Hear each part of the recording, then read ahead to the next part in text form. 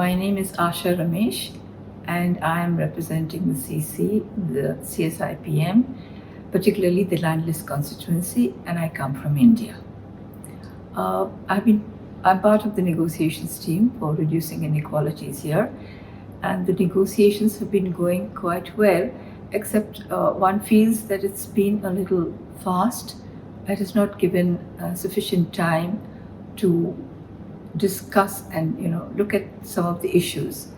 But as far as the issues have been going, it's been quite a challenge to try and get some of the issues that we wanted, but we are fighting it strong. For instance, the word caste has not been accepted, which is very much important, particularly for the landless constituency, because most landless people in my country belong to the Dalit community. So that has not been accepted. However, the other issues of racialism and ethnicity have been accepted.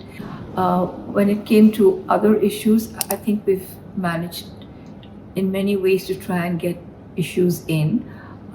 For instance, the whole issue on public stockholding, which is very important and which most global South countries are involved in, particularly stockholding to really feed the poor in times of need. But what we want is accountability and transparency about the extent of this kind of food stockholding taking place, because when too much of these stockholdings take place, even by the governments and also particularly by large companies, then what happens is that it leads to speculation of price rise. And this is a point also that has been accepted, and we've managed to get some of these through, which I think is really, really useful for us. So it's, in that sense, this being my first experience of negotiations, it's been to some extent some victories with a lot of pushing, but I think we could have got a lot more in, but it's not easy because all member states have to agree, and there are a few who are strongly resenting certain words, despite the fact of even earlier agreements having taken place on those terminologies. And the rapporteur, of course, is trying to do her best in taking the process forward. It's very, very important that issues of ethnicity and racism are strongly dealt with, because they face the maximum amount of discrimination, and that discrimination is what then leads to inequalities and food insecurity and nutrition.